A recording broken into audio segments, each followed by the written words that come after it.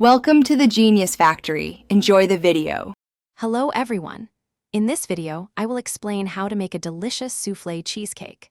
First, gather your essential ingredients: 250 grams of cream cheese, 3 large eggs, 75 grams of granulated sugar, and 20 grams of all-purpose flour. It's crucial that all your ingredients are at room temperature for the best results. Also, prepare a water bath by wrapping your springform pan in aluminum foil to prevent water from seeping in, ensuring a perfectly moist cheesecake. Now, let's create that wonderfully smooth batter. In a large bowl, cream together the softened cream cheese and 75 grams of sugar until the mixture is light and fluffy, taking about 3 to 5 minutes. Next, separate your 3 eggs, adding the yolks one at a time to the cream cheese mixture, beating well after each addition. Finally, gently fold in the 20 grams of sifted all-purpose flour to ensure a lump-free and airy base. The secret to a soufflé cheesecake's incredible lightness lies in the meringue.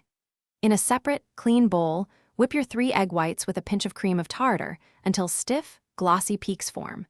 This usually takes about 5 to 7 minutes. Now, carefully fold this delicate meringue into your cream cheese batter in 3 separate additions.